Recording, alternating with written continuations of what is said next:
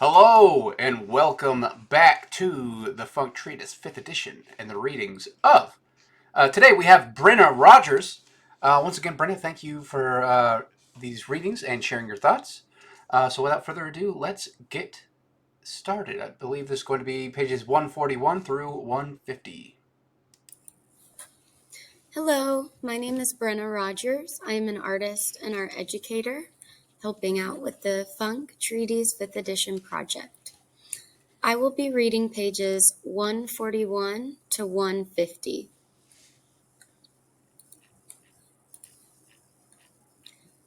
Take what you need, not what you want. The phrase, take what you need, not what you want, encapsulates a principle that encourages mindful and intentional behavior. Here are some potential interpretations and implications of this phrase. 1. Prioritizing essential needs. Take what you need suggests a focus on fulfilling essential needs rather than indulging in excessive or unnecessary wants. It encourages individuals to prioritize the essentials for their well-being. 2. Mindful consumption. The phrase advocates for mindfulness in decision-making, especially in the context of consumption. It prompts individuals to reflect on their actual needs before acquiring or pursuing desires that may be more superficial. 3. Sustainability and minimalism. There is an alignment with principles of sustainability and minimalism by advocating for taking only what is needed. The phrase promotes a lifestyle that reduces waste, minimizes environmental impact, and embraces simplicity. 4. Emphasizing contentment. It reflects an attitude of contentment and appreciating sufficiency. Instead of chasing endless desires, the focus is on finding fulfillment and meeting genuine needs, fostering a sense of gratitude for what is essential. 5. Avoiding excess. The phrase discourages excessive or indulgent behavior. It serves as a reminder that acquiring more than necessary may lead to waste, clutter, and a sense of dissatisfaction. 6. Understanding true needs. It encourages self-awareness to discern between genuine needs and fleeting desires. By understanding true needs, individuals can make more conscious choices that contribute to long-term well-being. 7. Community and compassion. The principle extends beyond individual behavior to community dynamics. It suggests a compassionate approach where individuals consider the needs of others and avoid taking more than their fair share. 8. Balancing individual and collective well-being. There is a balance between individual needs and the well-being of the broader community.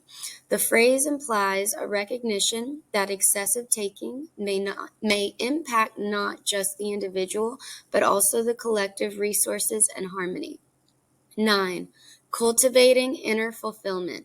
Instead of seeking fulfillment externally through acquiring possessions or desires, the focus is on cultivating inner fulfillment by addressing genuine needs and appreciating the value of sufficiency.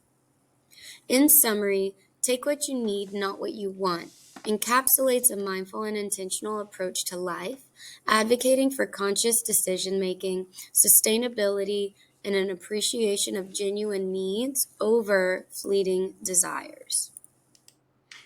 I think that was pretty self-explanatory. So let us continue. Depending on how we arrive at the answer, how well is the lesson understood? The effectiveness of understanding a lesson can indeed depend on how one arrives at the answer. Different learning approaches and methods can impact the depth of comprehension and the ability to apply knowledge. Here are some considerations. 1. Active engagement. Actively engaging with the material, such as through hands-on activities, discussions, or problem solving, can enhance understanding. Practical application often reinforces theoretical concepts and promotes a deeper level of comprehension. 2. Critical thinking.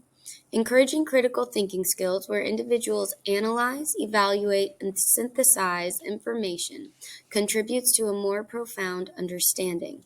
When learners are prompted to question and explore concepts, they are more likely to internalize the lessons. 3.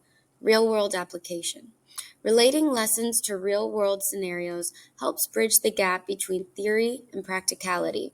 Understanding how concepts apply in everyday life or specific contexts enhances the relevance of the lesson and its retention.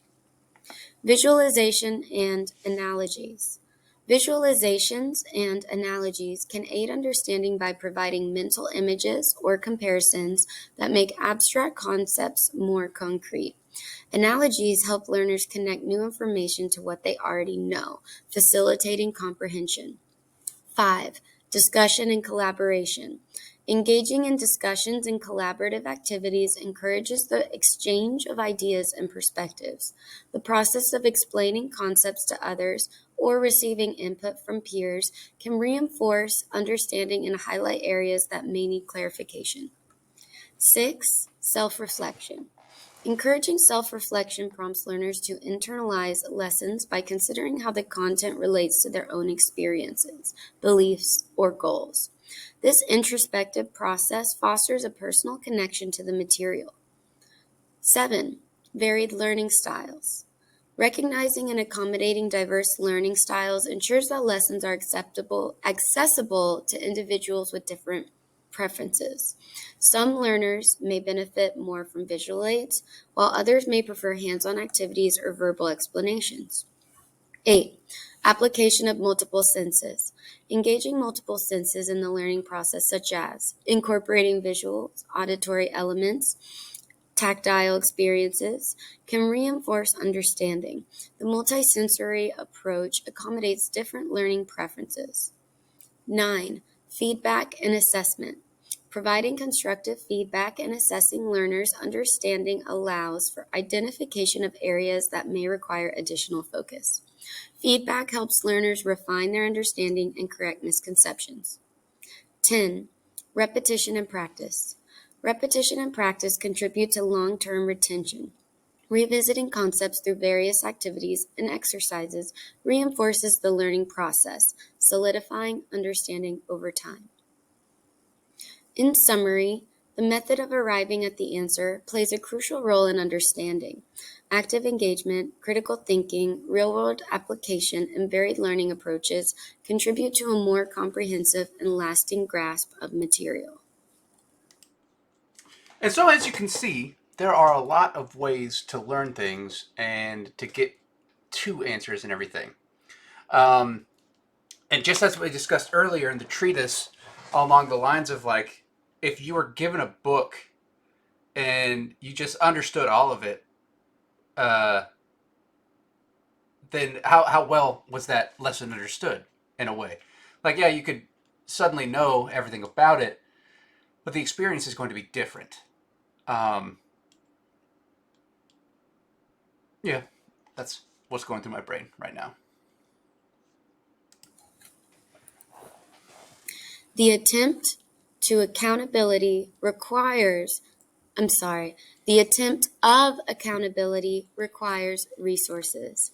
The statement, the attempt of accountability requires resources, highlights the idea that accountability, the responsibility for one's actions and decisions, is not a passive process, but involves active effort and resources.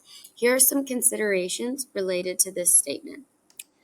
What I mean here is like when people who are able or wanting to hold themselves accountable, uh, again, I think it's in the word accountability. It's the ability to hold account of, right? And not everyone is accessible to that ability.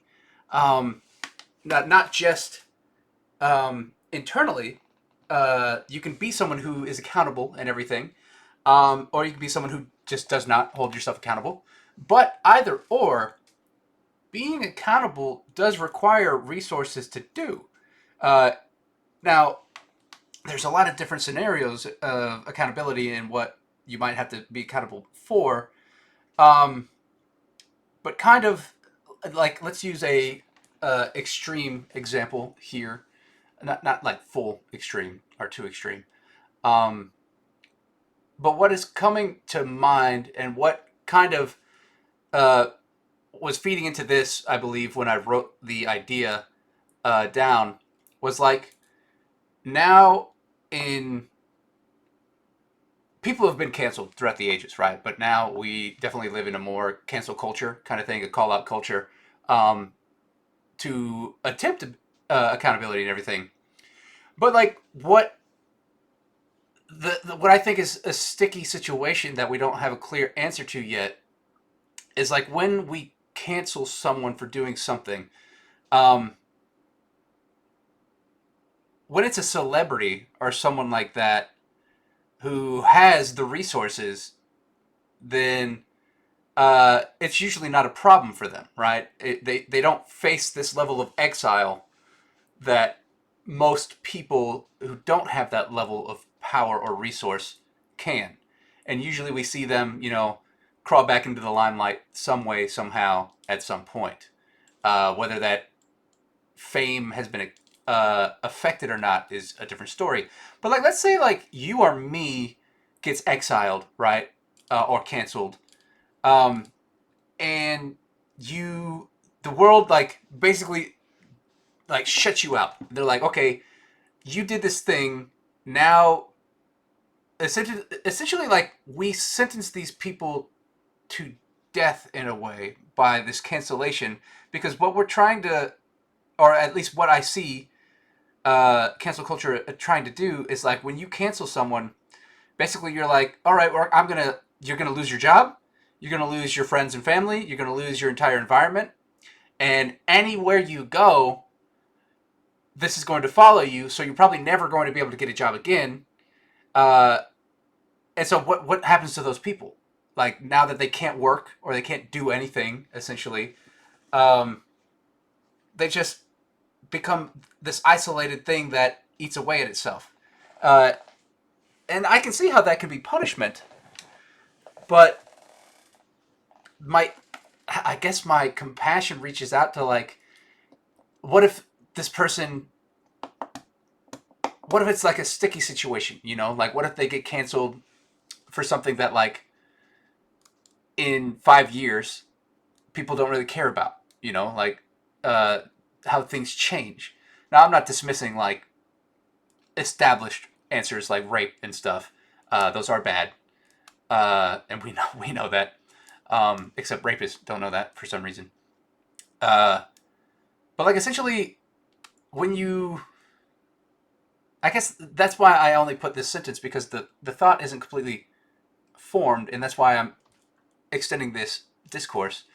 But like that's how it requires resources, and so like if someone ever does want to change, or if we want to like, is that even allowed? Depending on the situation. Like, do we even want these people to rehabilitate? Do we think that's possible? But to do that and to rehabilitate the self and to hold yourself accountable and to hold others accountable, all of that requires resources. It still requires you to exist within this system that now is saying, nope, you can't be a part of it. Uh, and I don't really have a solution for that. I just thought that was an interesting thing on how we treat each other in a way. Because imagine if someone was innocent and we canceled them. And now all of their life is just going to shit and they can't crawl out of it because it's much, much harder. Uh, I have more empathy for that person because they are innocent. But to someone who like is a bad person, right? Then that kind of does lead into a different story, a different solution. But I don't know. I think there's more thought there on attempting parability through rehabilitation. But again, we have to care enough to attempt to rehabilitate these people. Uh, and are they even rehabilitatable? Is there that even that ability to be rehabilitated? Maybe there is and there isn't. Maybe we haven't reached a way to change people in that way, and or maybe it's too late. Maybe the solution exists in the pre-state before they become this bad person. The schizoanalysis of society, like how it forms that person. If we had a better society and a better world, and we're better to each other, so allegedly we would have less of these people existing. I'm sure that there would still be some to some degree.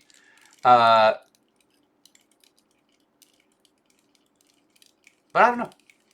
Again, that's all just something to think about. 1. Time and energy. Holding oneself or others accountable often requires an investment of time and energy.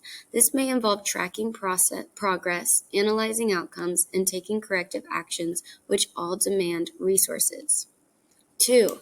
Information and data. Effective accountability often relies on accurate and relevant information. Gathering and analyzing data requires resources, whether it is through technology, research, or other means. Communication tools. Transparent communication is a key element of accountability. Utilizing communication tools, whether in person or digital, can require resources to ensure effective conveyance of expectations, progress, and outcomes. 4. Training and education. Building a culture of accountability may involve training and educating individuals on best practices, standards, and expectations. Allocating resources for educational programs contributes to the development of a responsible and accountable environment. 5. Technology and systems. Leveraging technology and systems for monitoring, reporting, and tracking progress can enhance accountability. Investing in the right tools requires a commitment of financial and technological resources. 6. Feedback mechanisms. Establishing feedback mechanisms is crucial for accountability. Resources may be needed to develop and maintain systems that allow for constructive feedback, evaluations, and performance assessments. 7. Legal and regulatory compliance. Adhering to legal and regulatory standards often demands resources. Organizations need to allocate resources to ensure compliance, which is a fundamental aspect of accountability. 8. Leadership and management. Effective leadership and management contribute significantly to accountability. Developing leaders and managers capable of fostering a culture of responsibility requires investments in training, mentorship, and support. 9 is infrastructure. Physical infrastructure, such as facilities and equipment, may be essential for maintaining accountability in certain contexts. Adequate resources must be allocated to support the necessary infrastructure. 10. Monitoring and evaluation. Ongoing monitoring and evaluation of processes and outcomes are integral to accountability. Allocating resources for regular assessments and reviews ensures that accountability is a dynamic and evolving process. 11. Recognition and rewards. Acknowledging and rewarding accountability can serve as a positive reinforcement. Resources may be needed to establish recognition programs that incentivize responsible behavior. In summary, the attempt of accountability is an active and resource-intensive process. Whether in organizational settings, relationships, or personal development, dedicating resources to time, information, technology, training, and other elements enhances the effectiveness of accountability efforts. I guess it kind of falls into like punishment. Like when you're trying to punish someone, like if we're throwing people in jail and prison, you know, it's a punishment for the people who are guilty, right? Because some people who are innocent do land in these systems.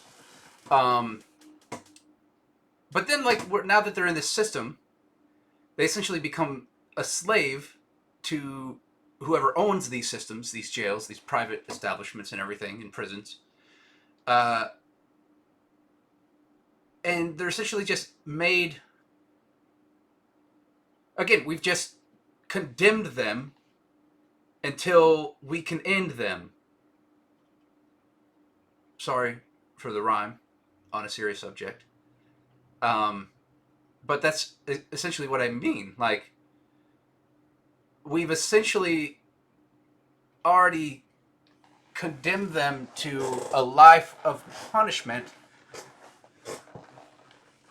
I can't remember who the philosopher was that recently philosophized this, had a podcast episode on basically talking about why they disagree with the death penalty, because, and again, this is me summarizing it, not the complete understanding of it. There are, listen to the podcast episode if you can find it, and there's people who can explain it better. But why they disagreed with the death penalty is because it's basically just a theatric.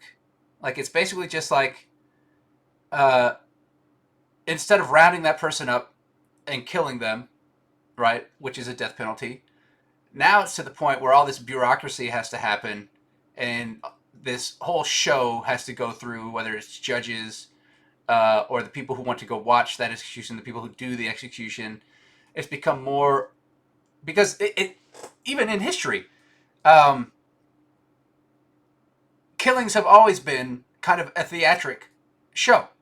We are People used to gather around the guillotines and the gallows, and watch these people get murdered. Um, and I guess we're still kind of doing that, but now to a larger degree, and to one that also makes more profit than it used to. They still probably profited in some way, so I can't say more or less, but I think you see where I'm going with this. Um, but that there's still thought to go in there, and so, like, when you are punishing someone, is it really worth the resources to attempt to rehabilitate them, or do we just spend all our money on keeping them around until they're not anymore, or do we just say, all right, well, we're going to take you out now, you can't be here anymore? Because I don't know, I don't think any of those are really a great,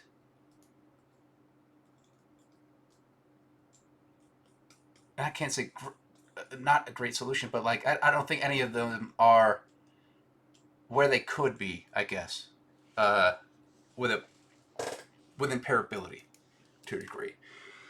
But I don't have an answer. Maybe you do. So share your thoughts. Leave a comment down below.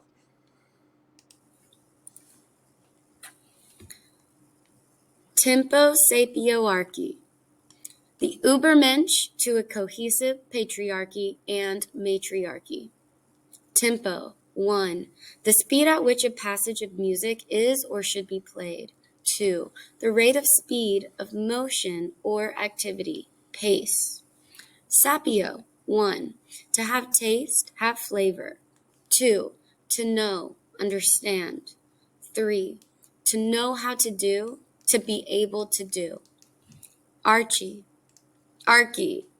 1. A combining for meaning, rule, government. So where this word came from wasn't really in a meditation or a dream. This is just something that formed over time, because what I was trying to question, and what I remember asking people that no one could really give me an answer, is like, okay, so if we exist in a patriarchy, which is a system controlled by men and everything, uh, and the opposite of that would be a matriarchy, kind of, where there's a system run by all women, um, or a woman, you know, um, then what is the branch together to where they're just working together? What is the marriage between the two? Not to get traditional. I don't mean it like man has to marry woman, but like, what is the conjunction of the two, the synthesis of the two? Uh, and no one could really give me an answer. I couldn't even really find one on the internet. And this was me, I think, in 2024.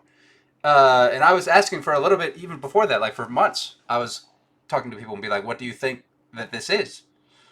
Uh, and so that's where the tempo sapio comes in, where like it is essentially the combining of the two and the future of that, to where now they're working together based on um, time and activity, and based on like things that are, because also I wanted to step out of just humanity, because eventually we are going to be with technology, I think something that is also interacting with another different form of consciousness, um, whether technology does become conscious or not, we see how we're interacting with it already, and that's just going to continue to evolve until maybe it becomes its own thing, that can think for itself and everything. And so, when we are all working together in this system, a tempo sapiarchy is what I would call it. Um,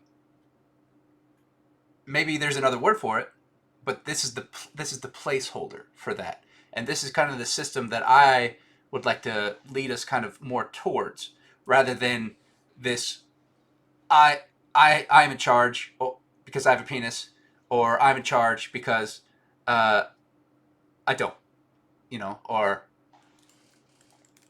just anything, any gender, sexual based things. It's just kind of it's sexism, right? And we're trying to escape sexism. We're trying to escape racism. We're trying to escape ageism, um, any of those like negative isms and stuff. And I think beyond that would be a tempo sapioarchy, where we can all just kind of, we understand that we're living, thinking, breathing, shitting, farting human beings. Uh, Now, I think another thing, again, why I include AI and technology in this and stuff too, is because I think we're also going to start getting into, um, within the next few years, AI rights and everything. And we don't even have full rights for humans yet. And some people even don't want some humans to have rights, depending, again, on age, race, sex, gender, etc. But that is not a pairability. That is not working together. That is, I think I am above you, and that you don't deserve the things that I am privileged to have. Because if you are also on my level, then that's less room for me. But there is plenty of room for everyone. We live on a planet where there's so much space, and then there's the entire universe if we work together and expand into that, which I think eventually we'll find out how to do. I think we're kind of ants to a degree, and we will, branch out. Uh, and so there's just that thought. If you have any more further thoughts on that, leave it down below. But let's see what ChatGPT has to say about that. Thank you for providing additional context for tempo sapioarchy. Considering the breakdown of its components, tempo, referring to the speed, pace, or rate of motion or activity; sapio, involving having taste, understanding, or knowing how to do things; and archy, pertaining to rule or government. Putting these together, tempo sapioarchy could be interpreted as a concept representing the equilibrium or balance between the speed or pace of activities, the knowledge and understanding involved, and the rule or governance structure. In the context you've described, it seems to denote a balance between elements associated with tempo, sapio, and archy. This term appears to be a unique combination, possibly coined to express a specific idea or philosophy related to the balance between traditional gender-based governance structures, patriarchy and matriarchy, along with considerations of pace and knowledge. If it's a term used in a specific community or context, understanding the nuances and intended meaning might require further exploration within that specific domain. Being called to serve and what that feeling is. The phrase, Before we get into it, what I kind of mean by this is not just being called to serve like religion or God or anything, but just being able to serve what you feel. Like when you feel this feeling of like, I should go do this thing, or uh, I need to work in more like activism, or I should go help feed the homeless or something like that. Um, or in any way, like I should go get a job in this, or I should learn this, or I should help teach people something, a skill, because I have that skill, or whatever. Just this feeling of like, again, what I call kind of malrecognition, pulling us in a direction. Um, but I think that there is something to this feeling of like I should do this, but then it also could lead into deeper things like whether you're doing that, your intentions and your reasons why you're doing this and why you feel called to serve could be selfish, could be selfless, could be I can't remember where I was leading into with that, but essentially that it could be selfish or selfless. Um,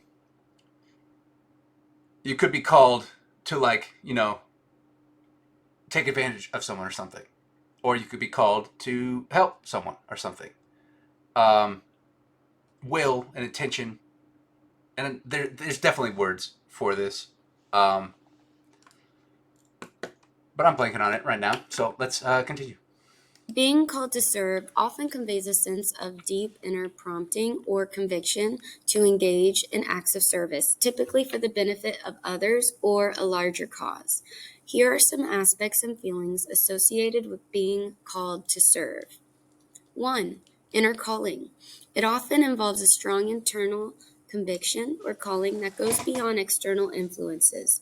This inner prompting may manifest as a sense of purpose or a feeling of being drawn toward a particular form of service.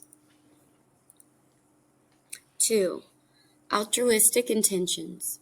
Being called to serve is usually rooted in altruistic intentions, a genuine desire to contribute to the well being of others, a community, or a cause. And that was what I was trying to get at. Whether your intentions are altruistic or they're kind of just virtue signaling, um, and then the spectrum of the between and beyond. 3. Sense of purpose. Individuals who feel called to serve often experience a heightened sense of purpose. This sense of purpose can bring clarity to one's life goals and direction. 4. Compassion and empathy. The calling to serve is often accompanied by a deep sense of compassion and empathy for the needs and struggles of others. There's a heartfelt desire to make a positive impact on the lives of those in need. 5. Commitment to a cause. People who feel called to serve may feel a strong commitment to a specific cause, whether it's related to social justice, humanitarian efforts, community development, or other areas where help is needed. 6. Spiritual or moral guidance. For some individuals, the calling to serve may be intertwined with spiritual and or moral beliefs. It might be seen as a response to a higher calling, a sense of duty, or a moral imperative to contribute to the greater good. Fulfillment and joy. 7.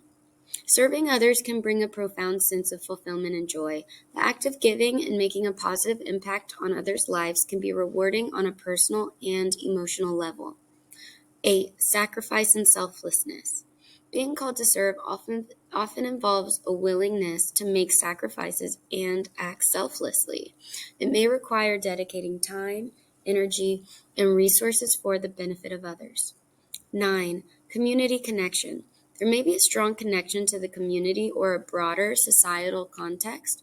Feeling called to serve often involves a recognition of interdependence and a desire to contribute to the collective well-being. 10. Continuous growth. Individuals who feel called to serve may experience personal and spiritual growth through their service. It becomes a journey of continuous learning, development, and self-discovery. 11. Impact beyond oneself. The calling to serve is characterized by a desire to have a positive impact that extends beyond one's immediate circle. It reflects a recognition of interconnectedness and a commitment to creating positive change on a larger scale. Overall, being called to serve is a profound and transformative experience that involves a deep connection to others, a sense of purpose, and a commitment to making a positive difference in the world. Now, ChatGPT discussed this as being called to serve for kind of good, in a more profitability sense here, but there are also callings to serve the no mission, the negative, the negativity, the hate. Um, People confuse Satanism with murder and killing and all this stuff, but like from what my knowledge of Satanism is, it's basically uh, be a good person, be good to each other, and people who aren't, destroy them. uh, and so some people get the misunderstanding because it has the word Satan in it. But then there are also, I'm sure, people and cults and stuff out there whose whole intention is to just cause chaos and disarray and suffering. Uh, but most of those people uh, usually claim to follow some good religion or something like that. Wolf in sheep's clothing, essentially. Excuse me. But overall, what leads us to feel moved to do anything? What is that besides, I guess, instinct? But now as like conscious creatures and everything, like it's more than just instinct. The unconscious, the subconscious, like it's this funk feeling and funk pull that like this is what I should be doing, whether it's right or wrong. Um, Again, just more incomplete thoughts, just meant to inspire thought and meant to inspire kind of how like Kafka, just these confusing things that kind of are just meant for you to feel and then think about those feelings and think about that confusion and everything and deeper. Progressing toward prosperity versus profitability. Progressing towards prosperity versus profitability reflects a distinction between two different orientations in business or economic endeavors. Here are some key considerations for each concept. But kind of what I mean here about progressing towards prosperity versus profitability is essentially like we currently live in a world built on profits, and they're both a profit is more important than your entire life. Um, and they call that prosperity because it helps their own pockets. It helps them prosper. The people who are in charge of these profits, the profitability. Um, but imagine a world where we took those profits and rather than focusing on those profits growing every year, even bigger and bigger and bigger, and then giving them to people who don't really need it or use it, and we give it back to the people who actually built those profits and made those profits. Uh, that is prosperity to help us prosper because profitability is more selfish because you're taking care of profiting, right? You're just like, oh, it's getting bigger. It's getting bigger and more and more and more. And oh, I love these numbers as they get bigger. It feeds my dopamine brain. Uh, bigger, bigger number every day. Um, Whereas prosperity would be, ooh, I have so much of this profit. What can I do with it that would, help others? Even if it is just like taking that profit and attempting other profit in areas that can prosper. Um, but I definitely would like to see a system change in that and less focus on profitability. And the people who make these profits are probably not going to like that. Um, but I mean, like, you've lived good, and my intention is not to take you out of this good life. I would love to help you live even better.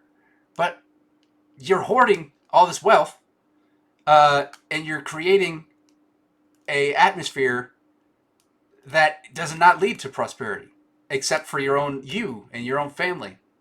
And And not even sometimes. You're not even your own family sometimes. That's selfish. Uh, and so my goal, what I would like to do and what I would like to propose, is essentially a system um, that basically pays us for existing, for being, for doing, for living. I'm not going to get into the whole details and everything, but I've been working on the math for many years now, and the system that I have works on paper. I just need the funding to actually build the system to do it. Uh, and then I also, it again, don't want it to be taken advantage of and built into the system that again just returns back to profitability. Uh, how to build safeguards, how to find the right people to do all these things that aren't going to take advantage of it or me or you. And so I don't know. We'll see where that goes. But I do have a plan, and I do have something uh, in the sheets on paper, not like in the bed sheets, but on the digital sheets. Um, and so we'll see. We'll see what happens with that. Again, I'm raising $2 million. If you want to help out with that, uh, and then eventually get paid just to exist and just to be you, while also still engaging and doing all the things that you do normally. This would just be a side bonus, essentially, just for taking part in funk and all of this. Uh, because all of these companies and everything are profiting off of your being and your doing. Uh, every ad you look at, every ad you click, all these things, these algorithms are feeding off of your knowledge and your power, and you deserve compensation for that, 100%. Uh, and so, I I had the ideas for the system. It just needs to be built into progress to work, and so I'm raising $2 million to do that. But the $2 million isn't just for that; it's for other ideas as well. And then that would just be again, any profits that I make are just going to feed back into it and feed back into you. That has always been my goal with anything and everything. Is to my profitability to be able to give back to the future and the world and the present. So we'll see. We'll see what happens with that, where it goes. Progressing toward prosperity. 1. Holistic well-being. Prosperity often implies a broader and more holistic concept of well-being. It goes beyond financial success and encompasses overall growth, development, and thriving in various aspects of life. 2. Sustainable development. Progressing toward prosperity often involves a focus on sustainability and responsible practices. It considers long-term impacts on the environment, society, and the well-being of future generations. 3. Social impact. Prosperity may be linked to making a positive impact on society. Businesses or initiatives focused on prosperity might prioritize social responsibility, community engagement, and contributing to societal well-being. 4. Quality of life. The pursuit of prosperity is often associated with enhancing the quality of life for individuals and communities. This could involve providing access to education, healthcare, and other essential services. 5. Innovation and creativity. Prosperity-oriented approaches may encourage innovation and creativity to address societal challenges and improve overall quality of life. It may involve investing in research, technology, and solutions that contribute to progress. 6. Human development. A focus on prosperity considers human development factors such as education, health, and empowerment. It recognizes that the well-being of individuals is integral to the overall prosperity of a society. Profitability.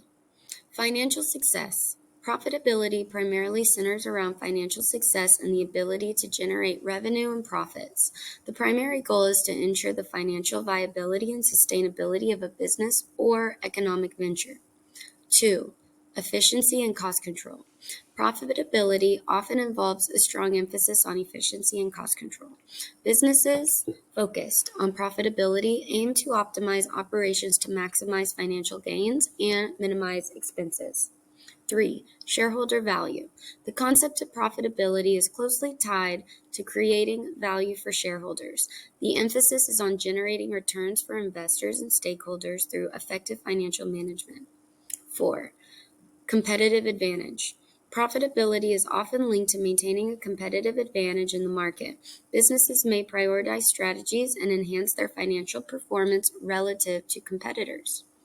5. Short-term focus. Profitability-oriented approaches may sometimes have a more short-term focus, emphasizing immediate financial gains. This can involve strategies such as cost-cutting to boost profits in the near term. 6. Market positioning. Achieving profitability may involve strategic market positioning, pricing strategies, and revenue generation to ensure the financial success of a business within its industry. Balancing both. Sustainable business practices. 1. A balanced approach involves combining elements of prosperity and profitability by adopting sustainable business practices that consider social, environmental, and financial impacts. 2. Triple bottom line. The concept of the triple bottom line incorporates people, planet, and profit, emphasizing the importance of balancing economic, social, and environmental goals for long-term success. 3. Corporate social responsibility, CSR. Many businesses today integrate corporate social responsibility initiatives into their operations to contribute positively to society while maintaining financial viability. In summary, the choice between progressing toward prosperity and emphasizing profitability depends on the goals, values, and priorities of individuals, businesses, or economic entities. A balanced approach that considers both financial success and broader well-being is increasingly recognized as a sustainable and responsible way forward. And I'd also like to say, because I know that there are going to be some people out there who are like, uh, "You're not coming for my money. You're not increasing my taxes or anything." And no, that is not the goal. And it also works outside of that, outside of the entire system. It's kind of its own private public system. And so for anyone who, especially people who have the money already, who have the power and everything, um, the system that I've built would just make you even more money. Um, and so uh, if I would not allow companies to be a part of this system, but I would allow the individuals in the companies to be a part of the system, in addition to being a part of that company. And so both would just feed into each other and make each other more profits, because everyone would just be, as an individual person or family or anything, everyone would just be making this extra income, either bi-weekly or every month, and just getting paid to be a part of this system that I built, as also a part. Uh, what is the word? Um, I'm blanking on it. But co whatever. At the same time, um, I don't know why I'm blanking on this word. Someone kept saying it the other day in one of the readings. Um, but essentially, like, you could still do your own life, have a job, get paid for that job, and do all these things. And then as this side thing, you're a part of this other system that I've built.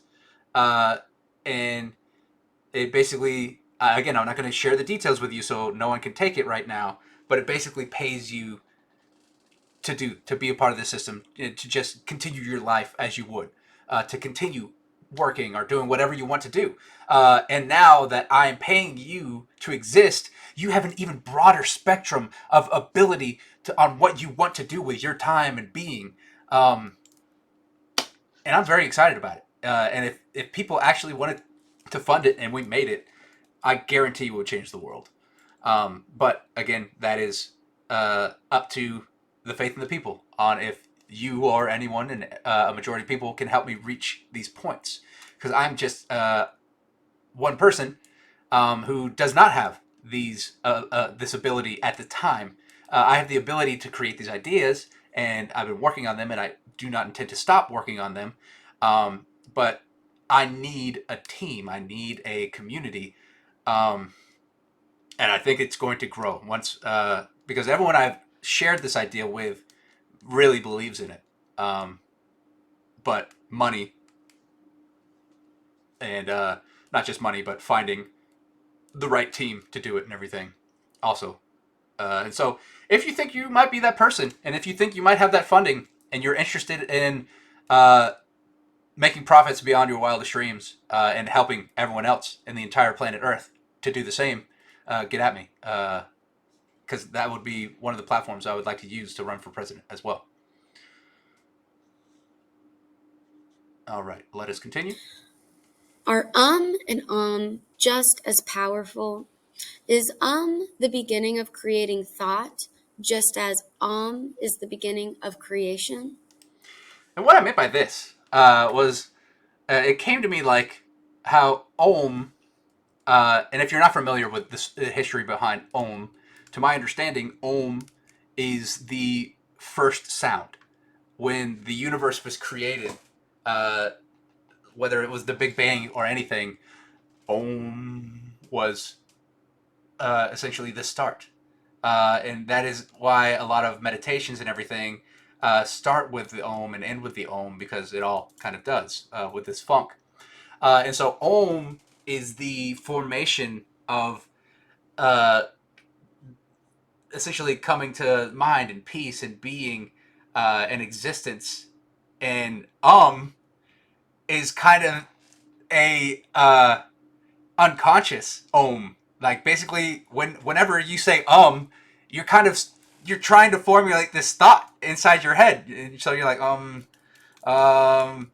and you're basically doing the same thing as except in a different state of mind and being. Uh, and I just thought that was a interesting connection, and so I shared it here, and this is what ChatGPT had to say about it.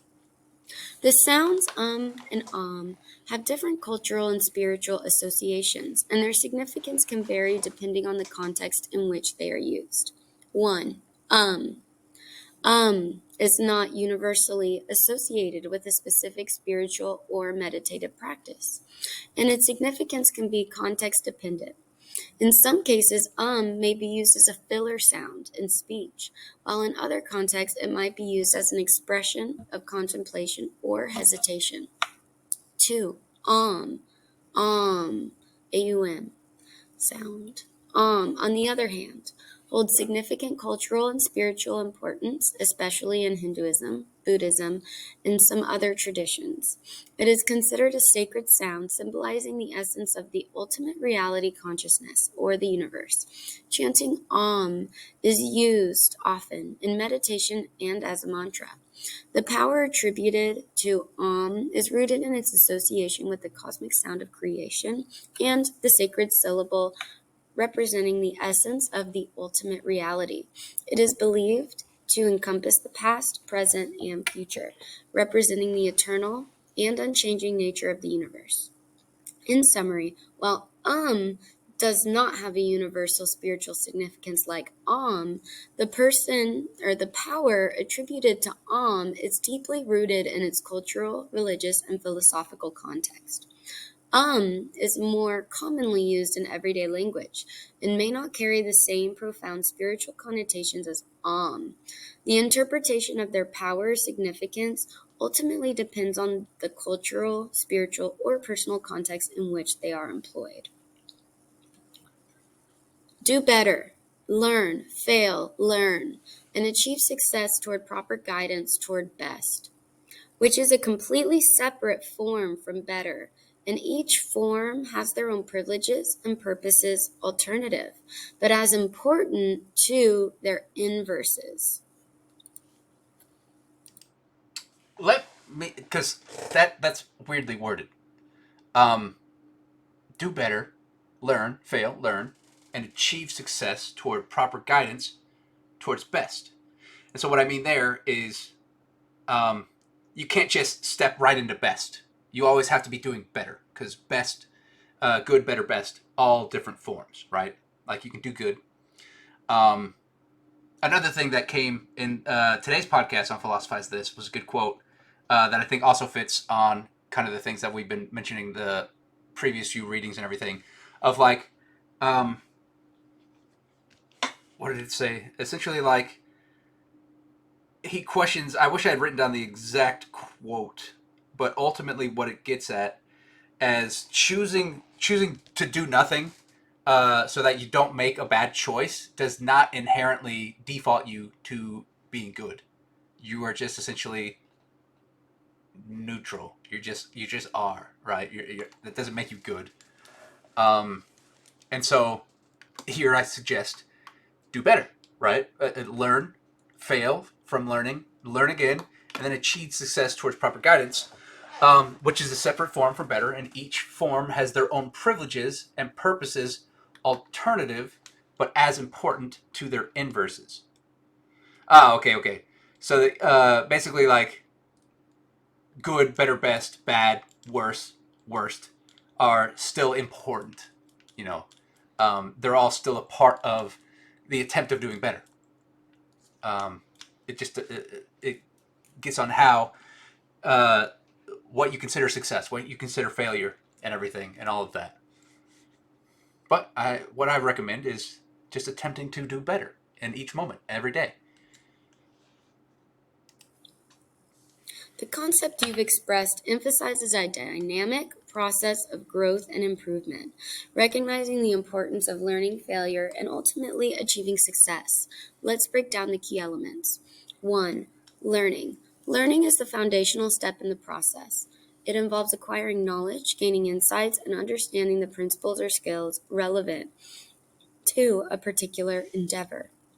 Continuous learning is a fundamental aspect of personal and professional development. 2. Failure. Failure is acknowledged as a natural part of the learning process and provides valuable feedback, highlighting areas that need improvement or adjustment. Embracing failure as a learning opportunity fosters resilience and adaptability. Again, remember that failure is success in progress. 3. Learn again. The recognition of failure leads to a cycle of learning again. It involves reflection on what went wrong, identifying lessons, and adapting strategies. Each iteration of learning contributes to an evolving and refined approach. 4. Achieving success. The ultimate goal is achieving success. Success is seen as a product of the iterative process of learning, adjusting, and persisting. It may involve reaching goals, solving challenges, or realizing desired outcomes. 5. Proper guidance toward best. The phrase proper guidance toward best suggests the importance of guidance and mentorship in the process. Seeking proper guidance involves learning from others who have experience and expertise. The aim is not just to be better, but to strive for the best, recognizing that excellence requires continuous refinement. 6. Separate forms. The distinction between better and best acknowledges that these are separate forms of achievement. Better signifies improvement and progress, while best represents the pinnacle of excellence. Both have their own privileges and purposes, catering to different stages or aspects of the journey. 7. Privileges and purposes alternative. Recognizing that better and best have their own privileges and purposes emphasizes the diversity of goals and motivations. What may be considered a privilege or a purpose in the pursuit of improvement may differ from that in the pursuit of excellence. 8. Complementary nature. The idea is that both forms, better and best, are important and can be complementary. Continuous improvement serves as a foundation for aspiring to excellence, and the pursuit of excellence feeds back into the ongoing process of getting better.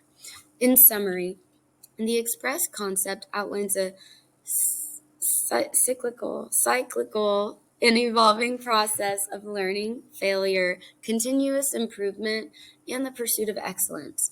It underscores the importance of guidance, recognizes the distinctiveness of better and best, and highlights the privileges and purposes inherent in each form. You are a function of what the whole universe is doing in the same way that a wave is a function of what the whole ocean is doing. Alan Watts.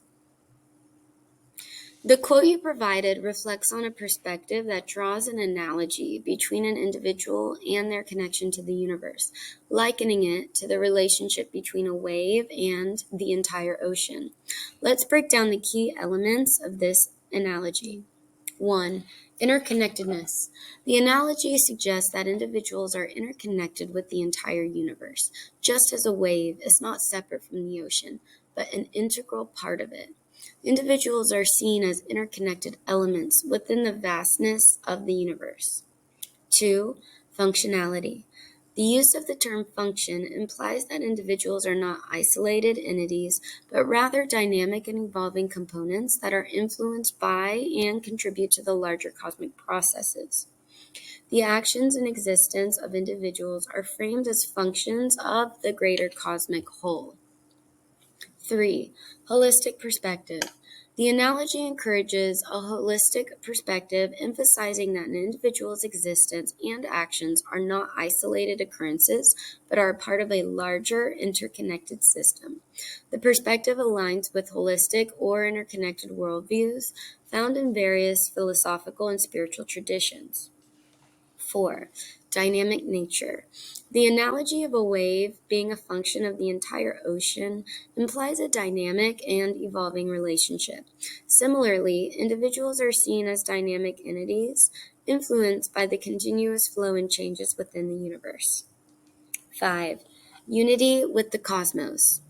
The comparison to a wave being part of the ocean suggests a sense of unity with the cosmos. It implies that individuals are not separate from the universe, but are integral components, shaped by and influencing the cosmic processes. 6. Macrocosm and microcosm. The perspective aligns with the idea of macrocosm, universe, and microcosm, individual, reflecting each other. It's a concept found in various spiritual and philosophical traditions, suggesting that the patterns and dynamics observed in the larger universe are mirrored in smaller scale entities. 7. Existential connection.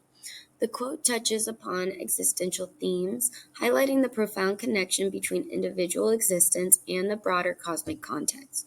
It implies that one's being is intricately woven into the fabric of the universe. In summary, the analogy of an individual being a function of what the whole universe is doing, like a wave being a function of the entire ocean, encapsulates holistic and an interconnected worldview. It invites contemplation on the profound connection between individual existence and the cosmic processes that shape the larger reality. God Funk is a formless but has many infinite forms, not a genus or a species, but beyond form through what we attempt to describe it in, an effort to relate. So again, kind of how what I've been bringing up throughout the treatise, in some areas, is that the idea of God that kind of we described it to be is formless, but it has many infinite forms.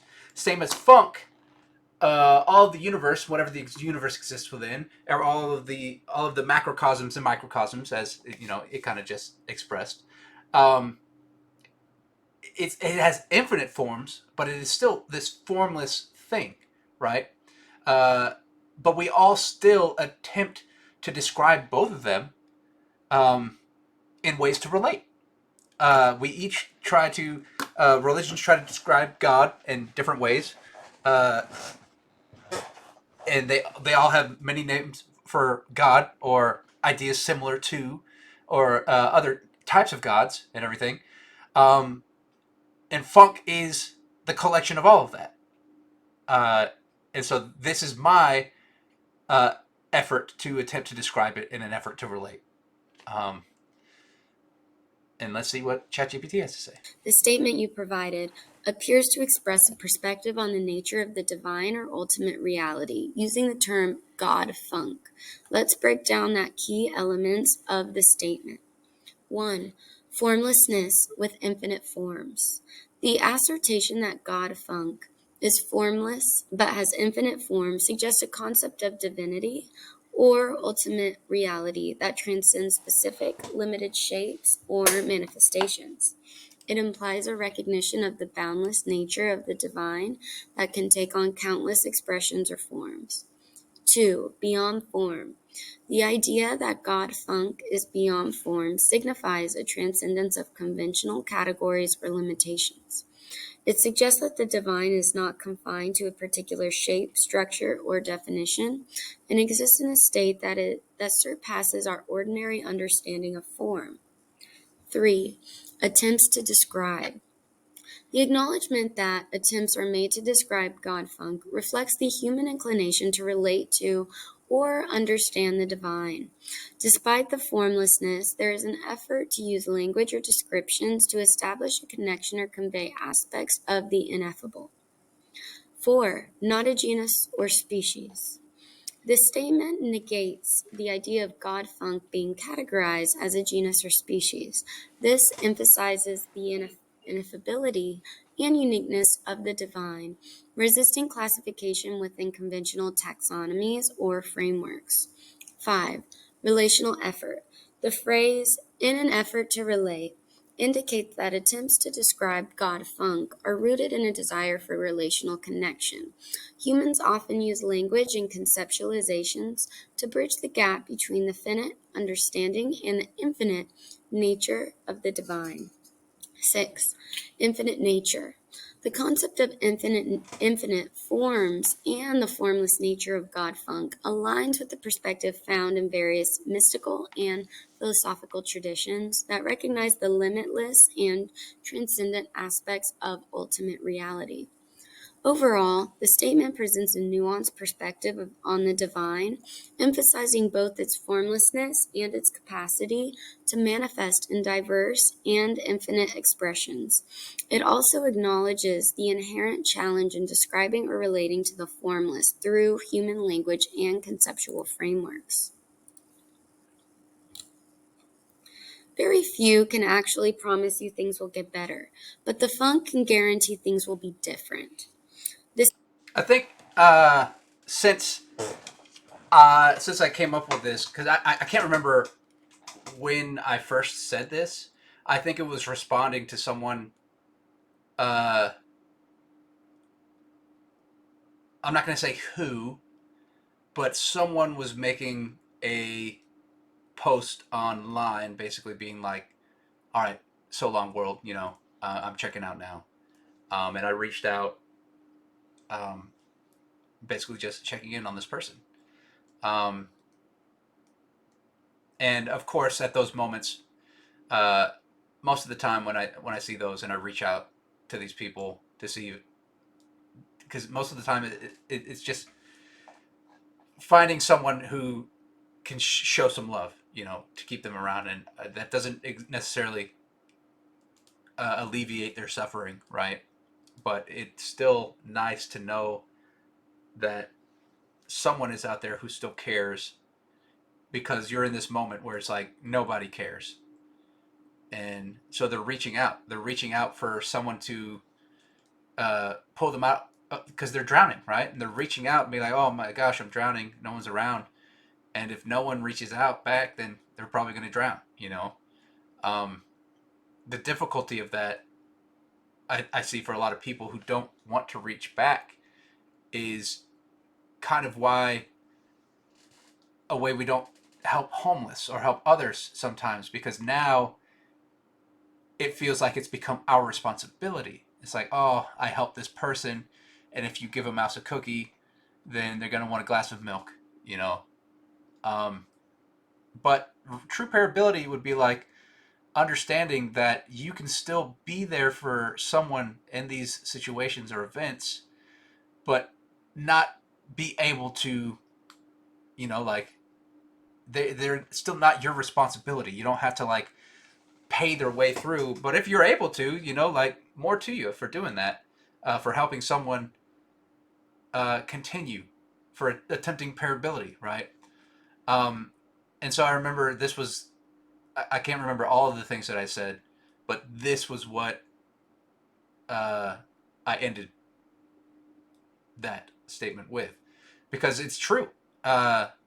Very few things can actually promise you that things will get better, because that's just the way life is. Life will suck it sometimes. Sometimes some things will be good, and sometimes will be absolute shit and suffering, and some moments will be completely amazing, where you're just in awe of all of this and everything. Uh, and you're going to experience all of that and all of these waves. And very few things can actually promise you that it'll get better, because in some events, maybe it doesn't, Maybe it is all downhill from here, in some events. Like, let's say uh, let's use fascism, for example, and Nazis. Like, uh, you can't promise someone who got kidnapped and then taken to an internment camp and murdered there, you can't promise them that things will get better, because it didn't. Uh, can you even say socially that things have gotten better since then? Because it seems that we're kind of returning to that state in some areas. It seems like it never went away. It just kind of stayed in hiding for a little bit. Um, but what reality and what funk can guarantee is that things will always be different. And so with each different moment, what do each of us in everything do with those times? And that's where, again, that's why I guess I preach parability so much. And again, a few thoughts earlier, do better. Attempt to do better was the full quote. Yeah, do better. Learn, fail, learn. Um, and eventually things will. Again, no, I can't promise that. I can't promise you that things will get better, because that would be a white lie. Because your moment could just end right now. A meteor could fall through your house as you're watching this on YouTube. You're gone. But then you could argue, like, what if the afterlife is better than this one? So I don't know. Maybe things will get better in that event, but it's different for each and every one of us. But I can guarantee you that things change. Things will become different. And so while you're in this moment of shit and suffering, if you check out and you say, "Yeah, I'm done with this," then things will not get better to you as a living being. Again, maybe the afterlife will be different, but a lot of religions and things, or ideologies, talk about why suicide could, negatively affect your afterlife and everything, or get you stuck in the self. Why it might be punished, because essentially you're taking away from life being, uh, existing. Like you're essentially diving deeper into the selfish rather than the selfless.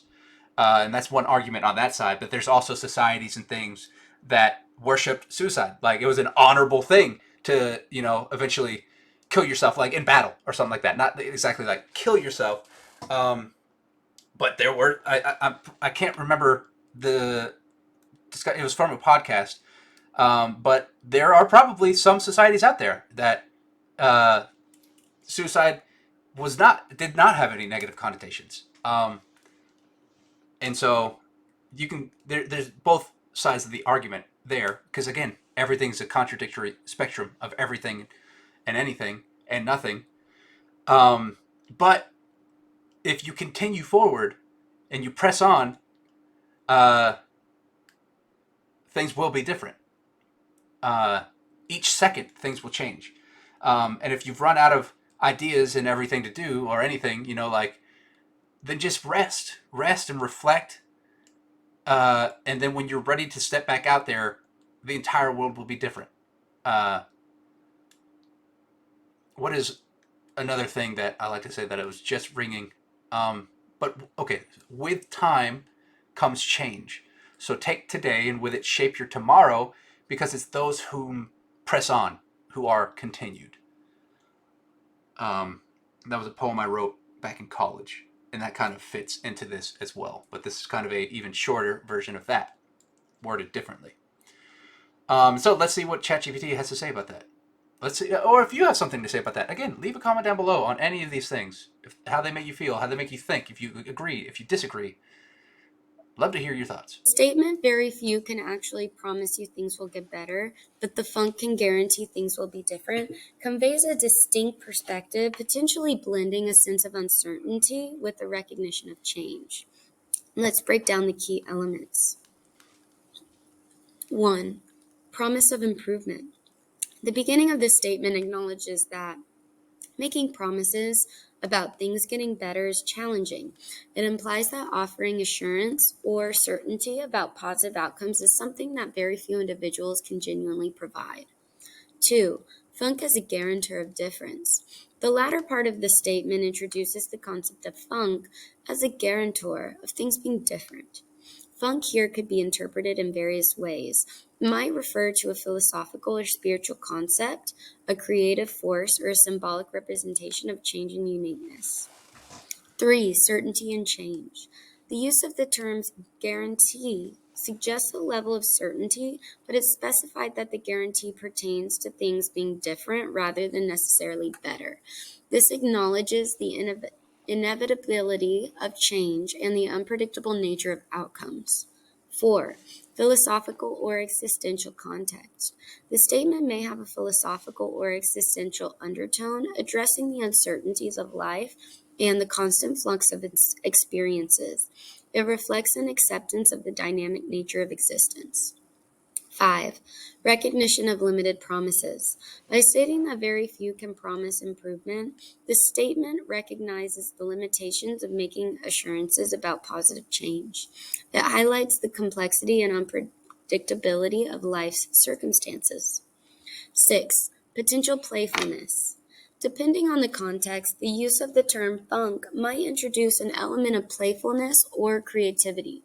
It could be metaphorical or symbolic representation that adds a unique and distinctive flavor to the concept of change. In summary, the statement reflects a nuanced perspective on the challenges of promising improvement, contrasting it with the certainty of things being different, possibly invoking the concept of funk as a guarantor of change and uniqueness in the unfolding of life's experiences. Jesus and the relationship of radical characters suffering for and from society. The relationship between radical characters such as Jesus and their experience of suffering in relation to society is a complex and multifaceted topic, often explored through religious, philosophical, and historical perspectives. Let's delve into some key aspects.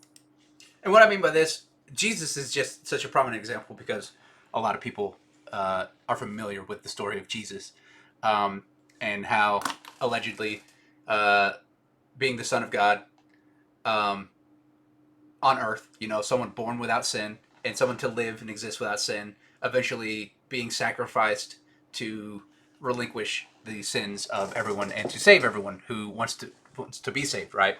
And so Jesus was this radical dude that came down and shared all these ideas that challenged the systems that be and the powers that be, and so they killed him for it in a way. There's much, much more to this story than that. And so if you'd like to share your own thoughts and opinions on that, absolutely do that. Again, I'm not dismissing Jesus, but we're talking more about the idea of him as a character.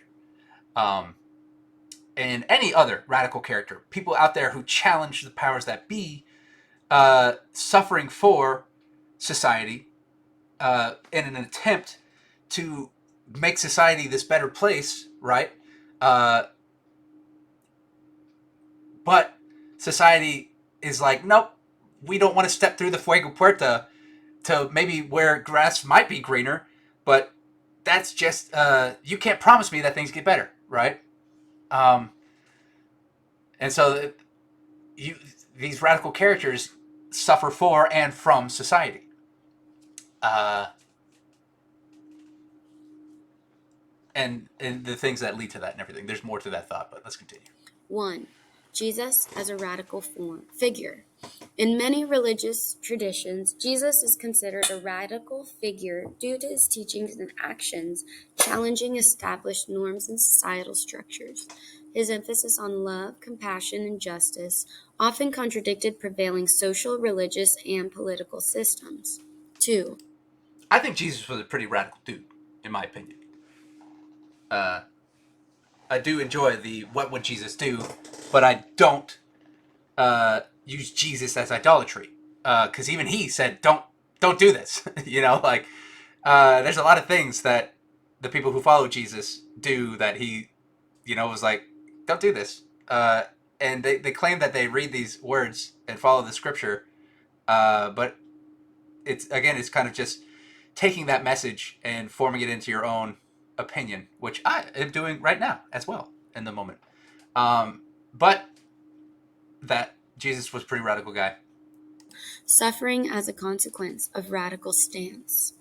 Jesus' radical message and actions led to conflict with religious authorities and political powers of his time. His criticisms of injustices, advocacy for the marginalized, and challenges to the status quo resulted in opposition, leading to his eventual crucifixion. 3. Suffering as a form of solidarity. Some interpretations emphasize Jesus' choice to identify with the suffering or of humanity. His willingness to undergo personal suffering is seen as a form of solidarity with those who experience various forms of hardships and injustices. I'm going to pause because before I forget these thoughts. Um, but when you think of the Bible or any radical character in any other religion or ideology and stuff, basically, like, it just goes to show that whether this character, real or not, could be a real person or not, experiencing real things or not, that can be you, right? Now, Jesus is this extreme godly example, right, of someone who was immaculately conceived. They were the Son of God, and they lived a whole life without sin, right? Now, most of us can't really be all that because I don't know anyone who is without sin. Even the most powerful religious leaders and stuff, like even the Pope, I'm sure, has had sinful thoughts, right? There's no escape. And it'd be super difficult to just not sin at all, right? But apparently Jesus was that guy, right? Um, and also you can argue that, like, even though you are a result of your parents and everything, that you are still a son of God, right? You're a son of funk and everything. Um, and whether you follow these radical figures or even want to be these radical figures, if you become a radical figure like one of these people, in the Jungian sense, we can see how society in the past has treated all these people, and so you can kind of make an assumption on how. Uh, Again, a lot of people argue that if Jesus were to come back these days, we'd just crucify him again. We'd call him an idiot to his face, uh, and probably dissect him in a lab somewhere after we tortured him again. Um, but maybe we wouldn't. Maybe we can build a society where Jesus would come back. you know, wouldn't that be radical? Um, or even someone, the next messenger, because Jesus was just a messenger. And there's many messengers, and that can be each of us. Again, I think the idea is that if you want uh, the whole idea of, like, what would Jesus do? What would any other figure do? Um, what would you do, right? In that in any situation, what do you choose to do? But when you start to go against the powers that be in an attempt to make things better, an attempt to do better, an attempt to reach parability, for some reason, the rest of society will crucify you. Uh, and that is just another example of the allegory of Plato's cave, of the philosopher's curse, of the example that Simone Weil gave of, like, these people want you. They only want even numbers, and if you give us an odd number, we will punish you. And these radical people are like, well, you know what? I'm sorry, but you're wrong, and so they get exiled. just for speaking their truth. Like Simone Weil said, every truth must have a martyr. Uh, and so whether Jesus was real or not and everything, whether Moses or any story of religion or all that was real or not, we have these stories and they still make us think. We still can talk about them, whether it happened or not. Just as you can talk about any fiction, nonfiction book, or whatever. Uh, we have that internal dialogue to do so. We have the ability to communicate and discuss, and that's why Carl Jung suggests that uh, there's power in these stories and everything to teach us. To teach us. Okay, let's continue. 4. Redemption of salvation. Within Christian theology, the suffering of Jesus is often viewed in the context of redemption and salvation. His sacrifice is believed to have profound spiritual implications, offering a path to salvation for believers. 5. Suffering as a symbolic act. The suffering of radical figures like Jesus is often interpreted symbolically. It represents a transformative and sacrificial act aimed at challenging and transcending the brokenness of the world and fostering spiritual and societal renewal. Social critique and transformation. Jesus' teachings and actions can be seen as a form of social critique, challenging oppressive structures and advocating for a more just and compassionate society. The suffering endured by radical figures may be viewed as a consequence of their commitment to transformative change. 7. Inspiration for social justice movements. The story of Jesus and other radical figures has inspired various social justice movements through history. Their experiences of suffering for the sake of justice and compassion serve as powerful narratives, motivating individuals and communities to challenge systemic inequalities. 8. Interpretations across religions. While Jesus holds a central role in Christianity, other religious traditions have their own radical figures with stories of suffering for societal transformation. These figures may include prophets, saints, or enlightened beings in different cultural and religious contexts. In conclusion, the relationship between radical characters like Jesus and their experiences of suffering in society is complex and multifaceted. It involves theological, philosophical, and social dimensions, often serving as a source of inspiration, reflection, and motivation for individuals and communities striving for positive change and justice. Another thought that's coming to my mind, an idea. Um, let's take. We're going to branch into the movies here, so take some of these ideas with a grain of salt. Um, but look at the example of the Matrix and the Matrix series, right? Now, the first one dives more into what Baudrillard was discussing as hyperreality, and all of Baudrillard's thoughts and his philosophy changed into this movie, right? And there's a lot of really cool philosophical things in the Matrix and such. And Neo is kind of painted as this kind of Jesus-like character, right? The person who's going to be the one to save them all and everything. But throughout the entire series, and even in the first movie, Neo is repeatedly told that he is not the one. The Oracle says, "No, you are not the one." And in my opinion, that is because we are all the one. And even in the fourth movie, which didn't get well received, spoilers, but essentially, Trinity is also the one, because each of us can be this one if we believe ourselves to be it. And so Neo may have gone through all three of these movies and been the one who saved, who defeated Agent Smith and everything, and saved the Matrix and united the machine and man again. But that could have been anyone. And so Neo is not simply the one, because the one is the holarchy. It's the all and everything. Yes, he is one of many. And so he is not the one. He is a one. Not the steak sauce. But I'm hoping you get what I mean. Um, but with any character or people like that, we see the examples that happens when we put someone on a pedestal, or when we believe ourselves to be on a pedestal, or how people react when you are actually uh, becoming radical and inspiring change and everything, and when you are suggesting others, in Jesus' case, to love each other and to do better.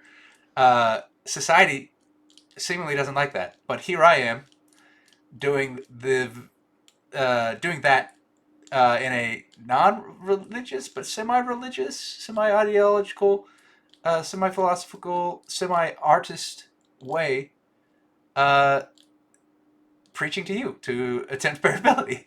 And so some of you are probably going to hate me for that. Um, but again, I love you all the same, and I'm going to continue to try to do better and work together. Now, whether you want to do that is up to you. Um, what would you do? You know,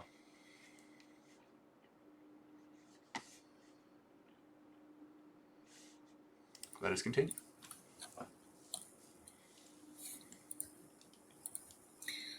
What distinguishes gifts of our mission, no mission, and key mission?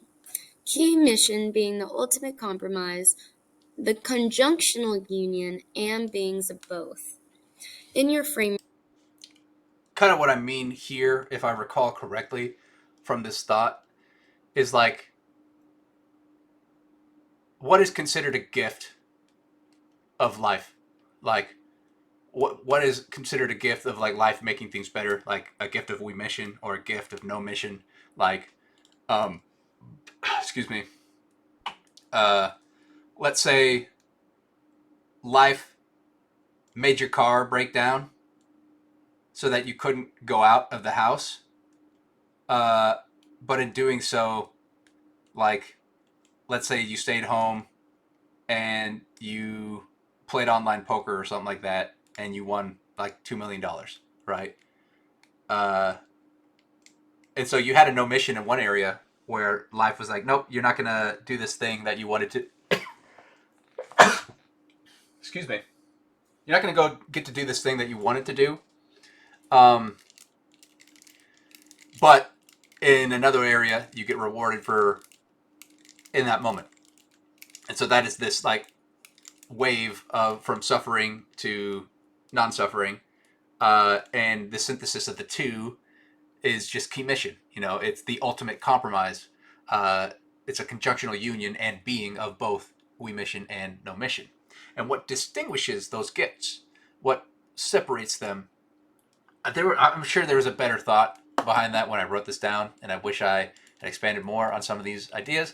But that's why, again, I'm kind of doing these discussion videos so that I can get further ideas out, um, so that I don't lose them in the future, like I did with some of these. Because again, you will forget, and so uh, build a hit save. You know, build do something and then hit save in that so that you can look back onto it. Unless you just want to, not. But there are going to be moments where you're like, I wish I had written that down. I wish I had saved that voice memo. I wish I had done this thing. You have that ability to do that right now. You can take a moment and do it. work, the gifts of OA mission, no mission, and key mission are likely reflections or manifestations of the qualities associated with each concept. Here's how they might be distinguished. 1. Gifts of OA mission. These gifts would likely involve positive and affirming qualities such as growth, progress, and harmony and creativity. They could manifest as opportunities, blessings, or positive outcomes that result from embracing the affirmative and constructive aspects of existence. Examples could include personal growth, success, joy, and experiences that contribute to the overall well-being and evolution of individuals or communities. 2. Gifts of no mission. Conversely, gifts associated with no mission might involve challenges, setbacks, or opportunities for growth through negation or resistance. While these gifts might initially appear as obstacles or disruptions, they could ultimately lead to learning, resilience, and transformation. Examples could include moments of adversity, conflicts, or experiences that prompt individuals to reevaluate their beliefs and priorities, leading to personal growth and development. 3. Gifts of key mission. The gifts of key mission would likely encompass a balance of both affirmative and negating qualities, reflecting the harmonious union of opposites. These gifts could include moments of profound insight, synthesis, or resolution that arise from embracing the complexity and interconnectedness of existence. Examples could include experience of reconciliation, integration, or enlightenment that transcends dualistic thinking and lead to a deeper understanding of the underlying unity of all things. Overall, the gifts associated with each concept would reflect the underlying principles and dynamics of oi mission, no mission, and qui mission, offering unique opportunities for growth, transformation, and enlightenment within the context of your conceptual framework. This is And that are pages 141 through 150. And so let's see what Brenna has to say about all of that. been the section of Funk Treatise, 5th edition, pages 141 through 150. Thank you. Thank you. Hi there, it's Brenna Rogers. I am back to share a response for Funk Treatise 5th edition, exploring key themes from pages 141 to 150, focusing on learning strategies, philosophical acceptance, and personal transformation. These concepts resonate deeply with my experiences as an artist, teacher, and individual. Throughout this analysis, I'll discuss thoughts on 6 specific sections, connecting the text to my personal reflections to offer insights into how these ideas have shaped my understanding of life. The first section is Pause, because this is professional as heck. Brenna, thank you so much for taking the time and giving a response like this. Very much appreciated. Let's see what you have to say. depending on how we arrive at the answer, how well is the lesson understood? I found this section particularly familiar because it highlights how different learning strategies can impact understanding. The emphasis on the connection between arriving at an answer and lesson comprehension is especially relevant to my role as an art teacher. So you can see I'm in my classroom right now. One specific point that resonated with me is the importance of repetition and practice. I often use this technique to reinforce key concepts and ensure that my students have a solid grasp of the material. Another strategy I frequently employ is using collaborative activities. I found that working together on projects and discussing ideas and vocabulary with peers can significantly enhance understanding and engagement. Also, That's what we're trying to do here. Hell yeah to that. self-reflection. That's a crucial component of my teaching practice. At the end of each project, I encourage my students to reflect on their learning experiences and identify areas for growth. This process helps them internalize the lessons and develop a deeper understanding of the material.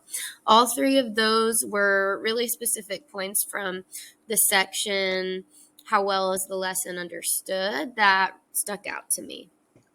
The next section I wanted to discuss was tempo sapio-archi on pages 143 and 144. Hoping I'm saying that word right. I found the breakdown of tempo sapio-archi into its constituent parts to be very helpful in understanding its meaning. The combination of tempo, speed, or pace Sapio, knowledge and understanding, and Archie, rule or government, creates a unique concept that seems to emphasize the importance of balance and harmony between these elements. In the context you've described, it's clear that Tempo Sapio Archie is intended to represent a more equitable and inclusive form of governance that transcends traditional gender-based hierarchies. The use of Übermensch suggests a higher level of being or consciousness that is achieved through this balance. While I'm not familiar with this term in my own studies, it seems to be a thought-provoking concept that could have significant implications for discussions about leadership, governance, and social justice. I would be interested in learning more about the specific context in which this term is used and how it relates to other theories or philosophies. The third section. If you're meaning Ubermensch, that is a Nietzschean term, I believe. Hold on, I'm being called. Can't answer that right now. I believe that's Nietzsche. Yeah, it is Nietzsche. So if you're more curious about the Ubermensch, you can look more into Nietzsche as a quick understanding, because we've kind of described it before. Ubermensch kind of means like the overman. The best example that I can give is, again, using evolution as kind of an example. If monkey or whatever came before man, right, is this, and then we've got men over here, which we've evolved into, what does humanity eventually evolve into as the next step? And that's the idea of the Ubermensch. And so, what I mean here by a tempo sapioarchy is the Ubermensch to what we have now, because our system isn't what we're always going to have. Because I think that would it's just going to fall apart eventually. Because if we're not changing it, then it's just something of another age. It needs updates. And so that's why I'm proposing this tempo sapioarchy, because again, like I discussed earlier, when I was asking uh, anyone who was interested, like, what would a combination of a patriarchy and matriarchy be? Is that even a thing that's ever existed? Do you have a word for this? And no one could give me an answer. And so that's where the tempo sapioarchy comes in. And so, if you want to learn more information about that, then we just need to put it into practice and attempt it, for it even to become more to be. I wanted to discuss is being called to serve and what that feeling is, which is on pages 144 and 145. I find the concept of being called to serve fascinating and thought provoking, but I also believe it's important to acknowledge that this feeling is not universal. While the writing beautifully outlines the various aspects and feelings associated with this calling, I want to emphasize that it's often driven by unique personal experiences, passions, or hardships. As mentioned, a sense of compassion and empathy is often a cornerstone of this calling. However, I believe that this compassion can be cultivated through various life experiences, including personal struggles, exposure to different cultures, or witnessing the suffering of others or oneself. For some individuals, these experiences may trigger a deep-seated desire to make a positive impact on the world. Furthermore, I think it's important to consider the societal and cultural factors that influence our understanding of service. In a capitalist society, there's often a strong emphasis on individual achievement and self interest. This can make it challenging for some people to prioritize the needs of others. However, I believe that fostering a sense of community and interdependence is crucial for cultivating a call to serve. I believe that it begins with how a person is raised and taught to view people around them. I feel that this section, being called to serve, is insightful. I believe it's essential to recognize that this feeling is not always present and can be influenced by various factors. By understanding the personal, societal, and cultural dimensions of this calling, we could better appreciate its significance and encourage more individuals to engage in acts of service. That is so well said. Because instead of sharing all of my thoughts on it, I just put the question into ChatGPT and was like, let's see what a computer has to say about it.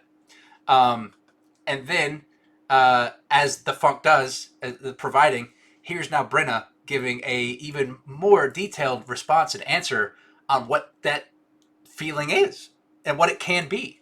Maybe it's not the entire answer, but it extends upon these ideas and stuff because the funk provides. Um, and so I think, well said. But again, there's also the inverse and opposite of being called to serve to do terrible things and stuff too. But just as Britta said, it's kind of sorry for the mouse. She's right there. Um, it is a nature and nurture kind of thing, and then beyond that, between and beyond nature and nurture. The fourth section is, are and as powerful?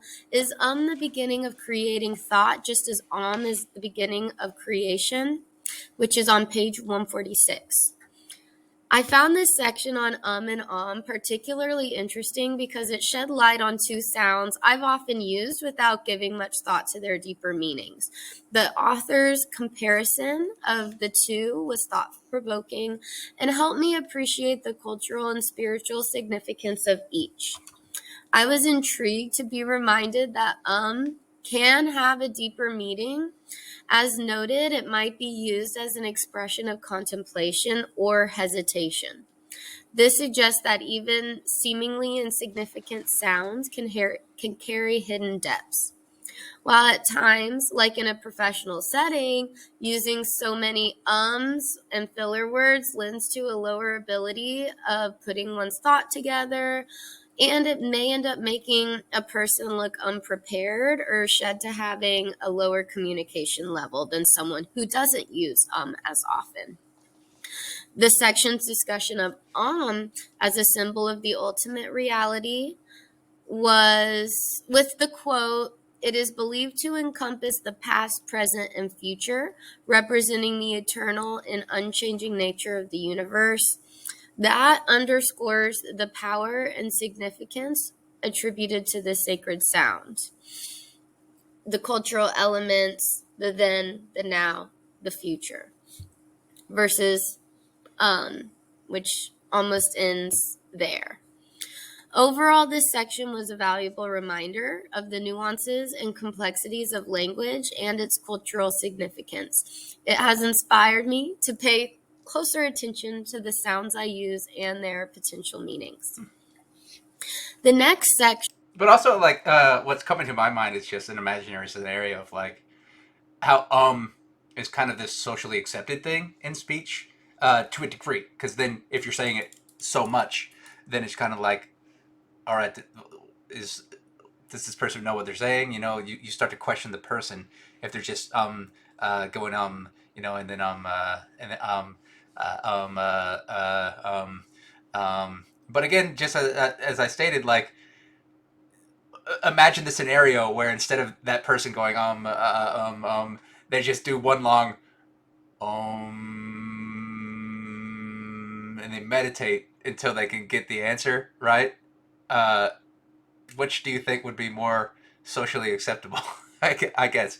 I don't know. Just something. Just a funny image that came to my mind. Is by Alan Watts. You are a function of what the whole universe is doing in the same way that a wave is a function of what the whole ocean is doing.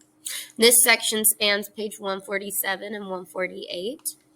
I find the analogy presented in this section quite resonant. The idea that individuals are interconnected with the universe, much like a wave is with the ocean, aligns with my own philosophical musings and artistic practice. As an artist, I often feel a deep connection to the natural world and the universe at large. My work often explores themes of connection or flow of energy within a person. The analogy of an individual as a function of the universe reinforces this belief that we are all part of a larger cosmic tapestry. Not just as an artist, but also as a teacher, I hope to instill in my students a sense of wonder and curiosity about the world around them. This analogy provides a powerful lens through which to view our own place in the universe. By understanding that we're interconnected with everything, we can cultivate a greater sense of empathy, responsibility, and appreciation for all life, which kind of circles back to some of these earlier sections that I've focused on. The next section, which is the sixth that I'm going to talk about in my response, is very few can actually promise you things will get better, but the funk can guarantee things will be different. And this is located on page 149. I found this statement: very few can actually promise you things will get better, but the funk can guarantee things will be different. Very intriguing. It seems to convey a sense of philosophical acceptance, mainly about the unpredictability of life. The phrase funk is used in a unique way, suggesting a force or energy that ensures change, regardless of whether it's positive or negative. The statement is a realistic reflection of life's complexities. It implies that while we may hope for positive outcomes, the reality is that change is often unpredictable and can have both a positive or negative consequence. The use of the word Sorry to pause it right there, but again, just another example of like funk not really being described in these pages. I think it's only mentioned like a couple times. Like, I'm going to do a little quick scroll right now and just see how many times funk is actually mentioned. Okay, page 141. Not. Not. 143. Nope. 144. Nope. 145. Nope. 146. Nope. 147. Nope. 148. It is mentioned God slash funk is formless. So there's one mention of funk. And then the very next quote is the one that Brenna is discussing. And her understanding of it already is apparent. You heard it yourself. Is it exactly what funk is? Yes and no. You know, you know. But again, that that's another example of like I see how this resonates with people and how people understand what I'm saying. Uh, and that just that just increases my desire to serve. Um, so yeah, I just wanted to point that out because it's just another good moment of someone understanding. guarantee in relation to funk is interesting as it suggests a level of certainty about change, even if the nature of that change is unknown. It implies that change is an inevitable force that we should be prepared to embrace rather than to resist.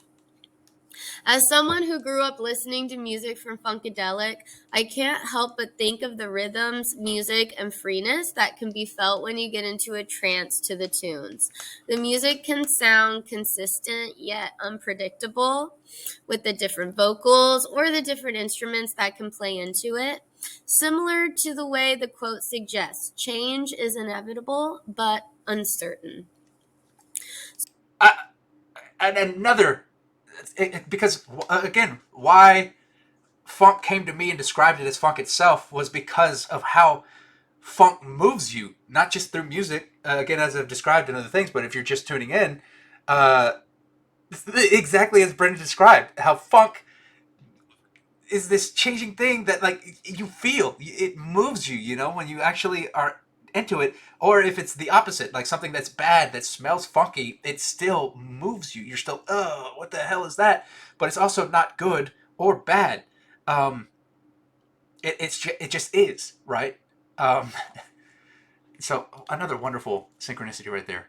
So, in conclusion, the Funk Treatise, 5th edition, offers a rich tapestry of ideas.